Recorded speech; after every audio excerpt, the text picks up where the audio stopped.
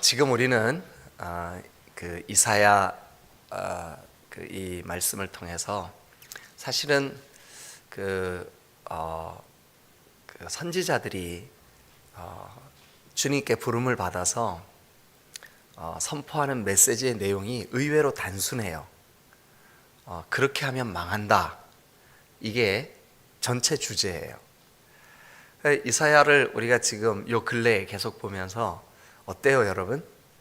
주변에 이 이스라엘을 유다를 둘러싸고 있는 여러 나라들, 가깝게는 요단강 건너 모압과 암몬, 그 다음에 아래쪽에 애굽, 또 우리가 이사야를 처음 시작할 때 지도를 펴놓고 여러분들에게 보여드렸던 것처럼 위에는 아수르, 그리고 그 동북쪽에 막 새롭게 일어난 바벨론, 남쪽에 애굽, 그리고 그 애굽 옆 아래에 있는 구스, 에디오피아, 그리고 그 주변에 있는 나라들, 이 나라들이 그 하나님의 백성들인 그 이스라엘, 유다, 이 백성들에게 나쁜 영향을 많이 미쳤어요.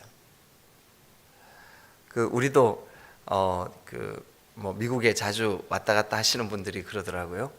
미국에서 혹은 일본에서 아유, 저런 건 별로 좋지 않다 하고 느끼고 왔는데 몇 달이 지나면 벌써 한국에 그게 착륙해서 젊은 사람들이나 혹은 우리 그 대한민국의 이렇게 뭐랄까요, 패션 아니면 또 사고방식, 가치관, 문화, 여기에 영향을 막 준다는 거예요. 이 이스라엘도 마찬가지였었어요.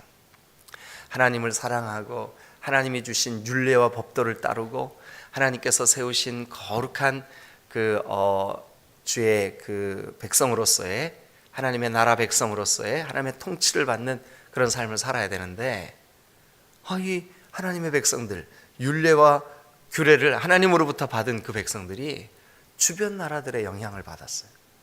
근데 대부분 그 주변 나라들의 영향이 어디에서 온 거냐 하면 그들의 우상으로부터 온 거였었어요. 근데 그것을 아무 경각심도 느끼지 못하고 그냥 그것을 막 받아들일 때, 하나님 보실 때 심히 안타까우셨죠. 그래서 그 주변 나라들을 경고함으로 사실은 누구 보고 정신 차리라고 하는 걸까요? 내 백성 이스라엘, 내 백성 유다. 물론 지금 우리가 함께 이 말씀을 나눌 때는 이스라엘에 대해서는 하나님이 이미 마음을 접으셨어요.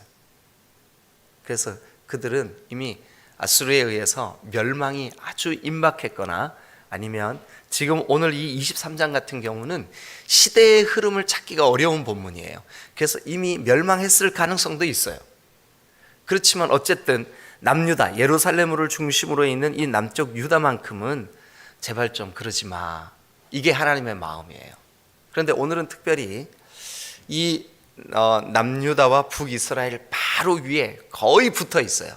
그래서 이스라엘을 가보신 분들은 요즘도 우리가 가볼 수 있는 가이사랴 빌립보, 그 바로 위에 헬몬산, 성경에는 헐몬, 이 헐몬산은 옛날에는 사계절 내내 눈이 녹지 않는 그런 산이었었어요. 그런데 지금은 여름철에 눈이 다 녹아버린대요.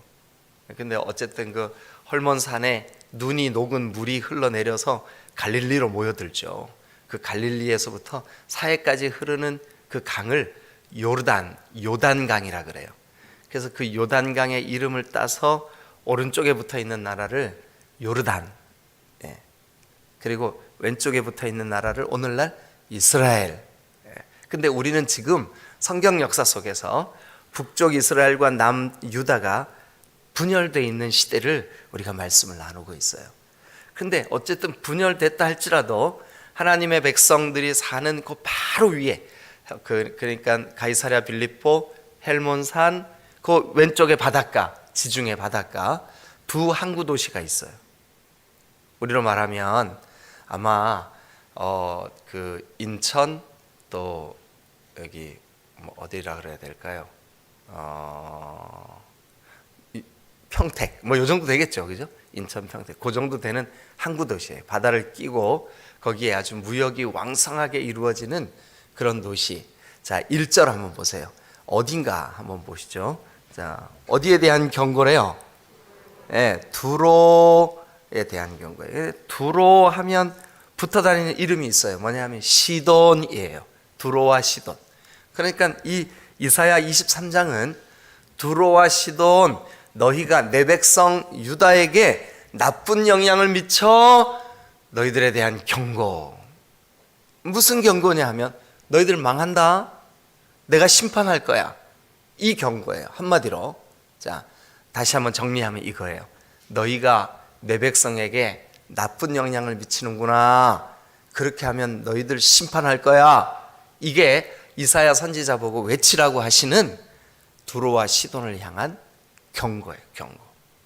자, 그러면 두로와 시돈에 대한 이야기를 조금 들려드리고 이 이사야 23장의 본문을 우리가 조금 좀 살펴보도록 하겠습니다. 여러분, 두로와 시돈 그러면 딱 생각나는 사람이 하나 있어야 돼요. 아주 나쁜 사람, 흉악한 사람. 그게 누구냐 하면, 여러분, 이스라엘의 왕들 중에 하나님이 평가하실 때 전에도 후에도 이렇게 악한 사람은 없다라고 평가했던 왕이 있었는데 혹시 누군지 아신데? 아스는 지금 우리가 나누고 있고, 아합이에요. 아합. 근데 아합의 타락, 아합의 몰락. 물론 아합은요, 사실은 영적으로는 그 사람보다 악한 사람이 없어요. 근데 아합에게 아주 그런 나쁜 영향을 준 그의 부인이 있었어요. 이씨예요, 이씨. 크게 한번 해보세요. 뭐라고요? 네, 이세벨이에요, 이세벨. 이 사람이 바로, 이세벨이 바로 누구냐 하면 두로와 시돈 사람이에요.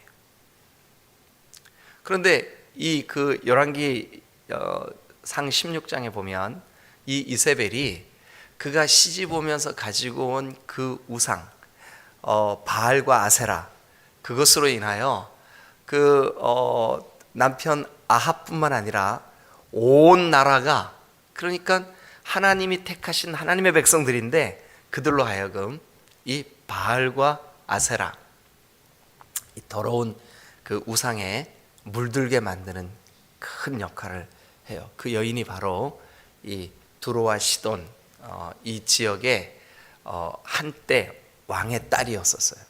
그런데 정략적으로 아마 유다의 시집을, 그러니까 이스라엘의 시집을 왔던 것 같아요. 자, 어쨌든 그런 나라가 어디라고요? 두로와 시돈. 그러면 간단하게 이 두로와 시돈이 이 이사야가 예언하던 이 시대에는 어떤 삶을 살았나 한번 보시자고요. 자, 일단 1절 한번 같이 읽어보시죠. 시작. 두로에 관한 경고라. 다디스의 베드라, 너희는 슬피 부르짖을지어다. 두로가 황무하여 집이 없고 들어갈 곳도 없으며 이 소식이 기딘 땅에부터 그들에게 전파되었습니다. 자, 두로에 관한 경고, 그리고 이제 다시스의 베드라, 너희는 슬피 부르짖을지어다. 뭐 때문에요? 두로에게 경고, 그러니까 두로가 이렇게 심판받게 될 것이라고 하는 그 경고에 대한 메시지를 이렇게 표현한 거예요. 예. 그런데 이제 2절 한번 봅니다. 자, 시작. 바다에 왕래하는 시돈 상인들로 말미암아 부유하게 된 너희 해변 주민들아 잠잠하라. 그러니까 일단 우리가 보니까 이 두로와 시돈은 2절에 상인들 때문에 바다에 왕래하는, 그러니까 제가 항구 도시라 그랬죠. 항구 도시, 항구를 낀 나라예요. 두로와 시돈이 바닷가에 있어요. 근데 여기가 아주 중요한 무역의 요충지가 됐어요. 그래가지고 2절에 보니까 바다에 왕래하는 시온 상인들로 말미암아 이 두로와 시돈은 일단 어때요, 여러분? 부요함을 누리고 있었어요. 부요함. 부자들이었었어요. 그 부자들이니까 부자들의 마음속에 빠지기 쉬운 올무가 하나 있는데, 그게 여러분, 자 우리 9절을 한번 가봅니다. 9절. 만군의 여호와께서 그것을 정하신 것이라 모든 누리던 영화, 동그라미 한번 쳐보시고, 세상의 모든 교만하던 자, 교만, 그 동그라미 한번 쳐보세요. 일단 두로와 시돈은 그 부요한 족속들이었고, 뭐 때문에요? 이 항구를 끼고 있는 해상무역 때문에, 해상무역으로 말미암아 근데 부요함이 있었기 때문인지는 모르겠지만, 어쨌든 9절에 보니까 그들의 영화, 또 그들의 교만, 뭐 부요함 때문에 교만했겠죠. 그죠? 예. 그들이 누리는 그 영화로움 때문에 교만했겠죠. 그런데 그 교만한 부를 이용해서 아래쪽에 있는 북이스라엘과 남유다를, 여러분, 이 자연스럽게 그들의 부를 이용한 우상을 영향을 끼친 거예요. 네. 그래서 하나님이 내 백성을 이렇게 그 영적으로 어둡게 만들어? 안 되지. 그래서 심판하시려고 하는 거죠. 자, 그 다음에 이제 조금만 더 보시죠. 어디를 보시냐 하면 3절. 자, 일단 2절에 바다에 왕래하는 시돈 상인들로 말미암아 부요함, 거기 동그라미 한번 쳐놓으시고 3절. 자, 시작. 시올의 곡식 곧 나일의 수수를 큰 물로 수송하여 드렸으니 열국의 시장이 되었도다. 그러니까 두로와 시돈은 한마디로 열국의 시장이 된 그 족속들이에요. 열국의 시장이 되었어요. 열국의 시장이 되었다 그러면 이게 한마디로 뭐냐 하면 많은 사람들이 왕래하고 아주 번화함이 그들의 특징이 돼버린 거예요. 그러니까 그곳에 와서, 야, 이 진짜 이런 표현이 맞나 모르겠는데 삐까번쩍하네. 근데 그들이 그 번화하고 왕성하게 된 그 무역의 중심이 되고 있었는데, 그들이 가지고 있었던 그 더러움이 주변 나라들에게 이렇게 전파되는, 하나님께서 이 두로와 시돈을 향하여 그 다른 그 어떤 것보다 그들의 그들의 교만, 그들의 영화로움이 자연스럽게 그들의 더럽고 타락한 우상 숭배를 가지고 내 백성에게 스물스물 기어드는 그것을 하나님이 용납하실 수가 없었어요. 그래서 그들을 향하여 이사야 선지자야, 예언해라. 교만하고 자기들의 그 부요함을 자랑하고 또 많은 사람들이 왕래하는 무역이 왕성하여졌다고 까불어 망한다. 이게 바로 이 이사야의 메시지예요. 자, 그래서 이제 이사야가 그 하나님 앞에 이 말씀을 전하면서 이사야가 가서 선포해야 되는 두로를 향한, 근데 우리가 이상하잖아요. 뭐 구스에 대해서도 그렇고, 그동안 다 지나간 거, 구스에 대해서도 그렇고, 애굽에 대해서도 그렇고, 바벨론에 대해서도 그렇고 경고의 말씀을 전하고 있는데, 사실 한번 냉정하게 한번 고민해 보시자고요. 지금 이 이사야가 예언 활동을 하고 있는 그 메시지를 듣고 있는 대상은 누구예요? 사실은 두로에까지 직접 가서 전했을까요? 지금 예루살렘에서 전한 거예요. 그러니까 누가 듣고 있어요? 예, 어떨 때 저도 목회하면서 그런 생각 들 때가 있어요. 하나님의 말씀을 전하는데 어떨 때 이 메시지의 내용이 아주 책망이 있고 아주 막 경고의 메시지가 있고, 그래서 참 듣기에 어려움이 있는 그런 말씀들이 있어요. 근데 이 새벽 시간이든 뭐 수요 예배 때든 우리가 기도의 자리에 모이고 또 함께 주님께 나아가고, 근데 여기에 사실은 이 새벽이든 수요 예배든 그 기도의 자리든 나와 있는 사람들은 어떤 사람들이에요? 하나님을 사랑하고 그래도 말씀으로 살려고 몸부림치고 기도의 자리에 나와요. 그러니까 이분들에게는 어떤 메시지가 들려줘야 맞냐 하면, 사실은 여러분 하나님이 주시는 그 위로와 또 힘내시라고 하는 격려의 말씀이 주어져야 맞아요.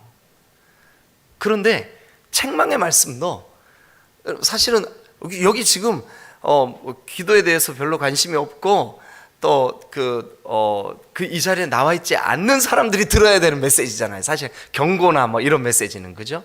예. 그런데 똑같아요. 이사야 선지자의 메시지도 망한다. 그 메시지를 진짜 잘못한 이 두로 사람들이 들어야 되는데 사실은 누가 듣고 있어요? 하나님의 백성들이 듣고 있어요. 그러니까 하나님의 백성들에게 지금 너희가 그 와중에 그들로부터 받고 있는 그 영향력들이 있으면 그거 끊어내, 이 소리예요. 그 두로와 시돈에서 이게 내 백성들에게 지금 스물스물 기어들어오고 있는 우상의 문화, 우상의 그 콘텐츠, 우상의 그런 그 우상 숭배의 그 축제들, 페스티벌, 이런 것들 너희들이 흉내내? 안 되지, 이거예요. 그러니까 두로와 시돈을 경고하는 것은 간접적으로 내 백성이 너희들이 그들로부터 받고 있는 이 나쁜 영향력을 끊어내라라고 하는 격려의 메시지예요. 자, 여러분, 그런데 하나님이 주변 나라들에 대한 심판 메시지를 이렇게 선포하시고, 제가 요 새벽 시간 요 며칠 이런 말씀을 중간중간 드렸는데 기억하실지 모르겠어요. 역사적으로 이렇게 예언된 이 말씀이 얼마 지나지 않아 그대로 성취됩니다. 그런데 이 두로와 시돈도 너희들 망해. 그런데 이 이사야의 메시지가 전파되고 난 다음에 불과 몇 년이 지나지 않아서 그들이 비참하게 전쟁을 겪고 멸망하고 말아요. 자, 그러면서 우리 마음에 기억해야 될 거 하나 있습니다. 지금 우리가 말세를 살아요. 늘 깨어서 기도하시는 분들에게는 사실은 오히려 여러분 잘하고 있습니다, 우리 힘내십시다, 이게 맞죠, 그죠? 그런데도 말씀을 듣다 보면 때때로 더 우리로 하여금 정신 차려, 왜 그렇게 하고 있어, 깨어 있어야지, 막 이런 메시지로 들리는 거죠. 그런데 우리가 그 와중에 기억해야 될 거 하나 있어요. 뭐냐 하면, 하나님은 이미 두로와 시돈을 멸망시키기로 결정하셨구나. 반대로 남유다가 이렇게 지금 주변 나라들의 나쁜 영향을 받아가지고 바벨론의 포로로 끌려갈지라도 70년이 지나면 돌아오게 하겠다, 회복시키겠다 하는 것도 하나님의 정하심 가운데 있어요. 우리를 구원하심도 하나님의 정하심 가운데 있어요. 여러분, 우리가 어떻게 지난 밤에 우리 성경 일독 학교에서도 그런 말씀을 어떻게 나 같은 사람이 하나님을 나의 아버지로 하나님이 주신 이 말씀을 나의 살아가야 될 법으로 이렇게 마음에 그렇게 그 말씀을 마음에 품고 그렇게 살아가게 하셨을까? 이거야말로 은혜다. 이게 바로 진짜 기적이다. 이런 말씀을 드렸어요. 여러분, 저와 여러분들에게 하나님의 이 정하심, 물론 이 본문에서는 두로와 시돈을 멸망시킬 것에, 심판하실 것에 대한 하나님의 정하심이지만, 우리를 향하여 하나님이 포로로 끌려가 바벨론에 갔다 할지라도 다시 회복시킬 거야 라고 하는 것에 대한 하나님의 정하심이 있다는 것을 기억하시기를 축원합니다. 자, 그게 어디에 나오나 한번 보시죠. 8절 우리 한번 같이 보겠습니다. 8절. 이제 3절, 4절, 5절 여기를 그냥 안 읽고 시간 관계상 그냥 넘어가지만, 여기가 두로와 시돈이 어떤 족속들인지, 왜 그들을 심판할 수밖에 없는지를 쭉 기록하고 있어요. 자, 그런데 이 모든 것에 대한 8절 다 같이 시작.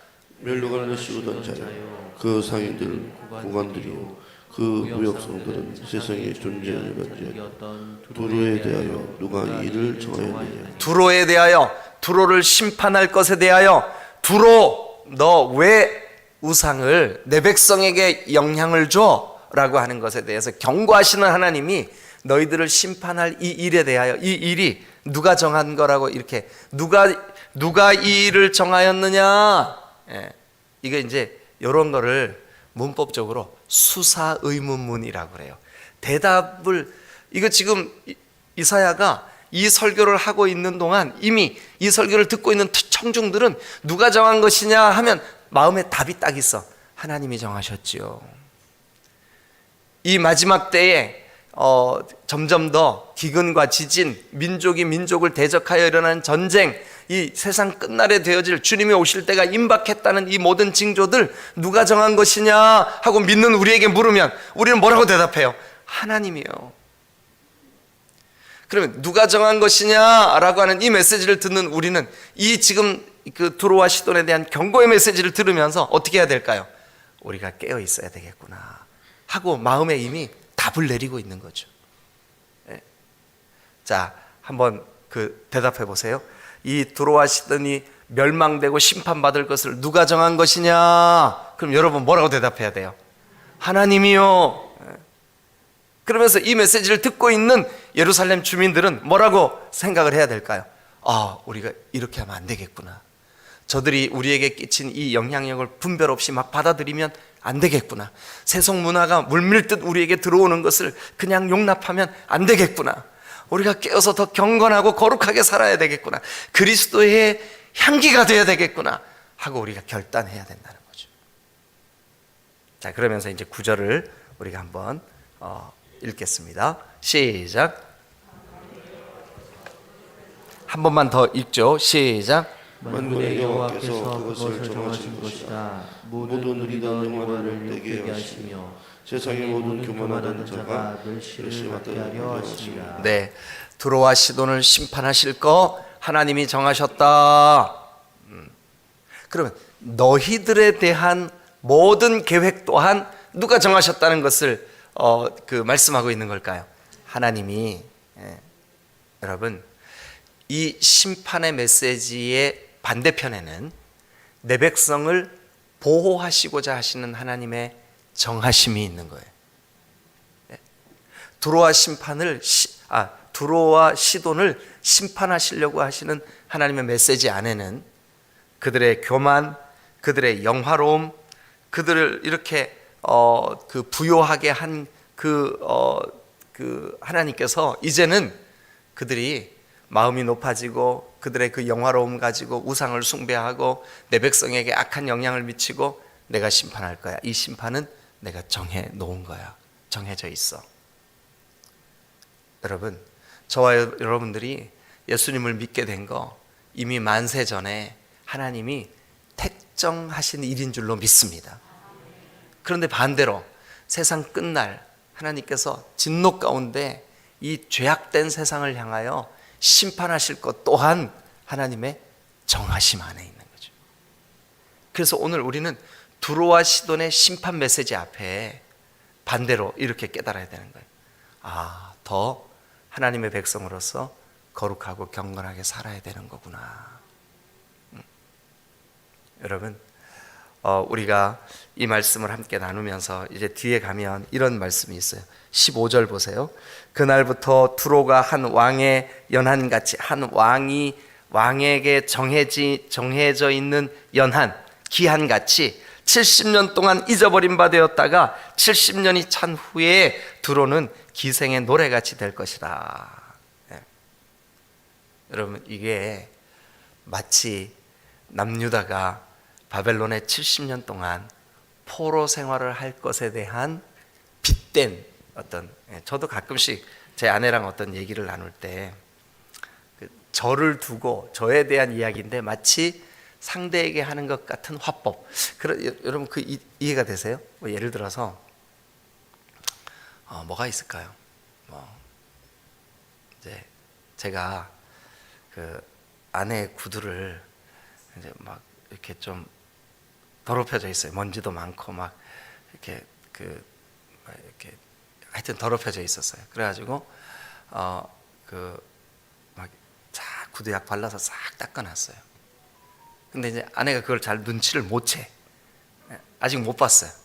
그래갖고 제가 어떻게 했냐면, 여보, 구두 닦아줘서 고마워. 제가 이렇게 인사했어요.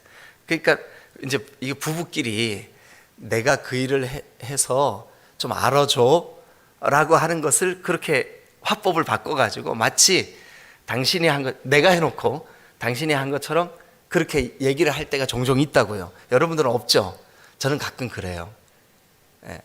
그런데 이스라엘 백성들에게 하나님이 두로와 시돈에게 내릴 심판 메시지를 70년 동안 두로와 시돈이 잊혀진 존재가 될 거야. 그러면서 남유다에게 하나님이 바벨론에 멸망할 것을 빗대 가지고, 그러니까 여기에 지금 여기를 두고 하는 메시지 같지만 사실은 내 백성들이 들으라고 하나님 말씀하고 있는 거죠.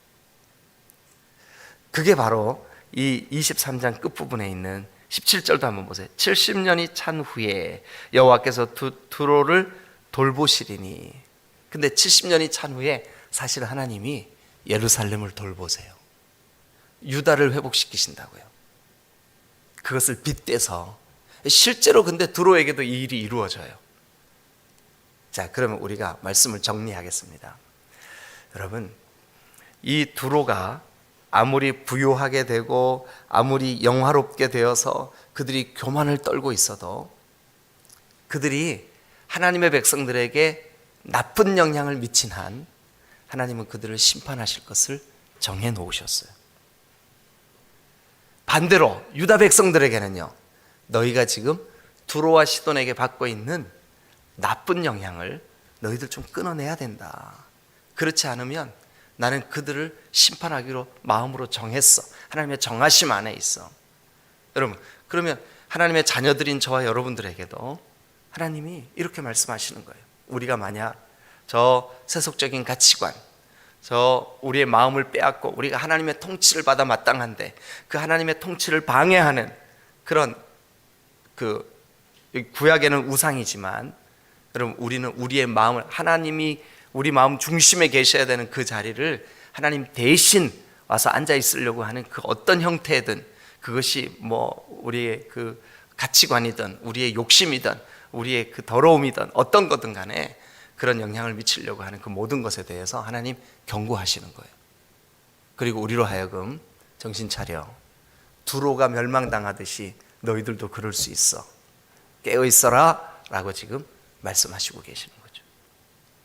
여러분, 우리가 이 이사야의 그 심판 메시지 앞에 깨어서 하나님, 정말 내 안에 하나님이 저 악한 사람들에 대한 심판을 정하심처럼 혹시 내가 그런 세상적인 그런 그 나쁜 영향들로부터 더럽혀져 있는 어떤 부분이 있다면 주님 나를 용서해 주세요.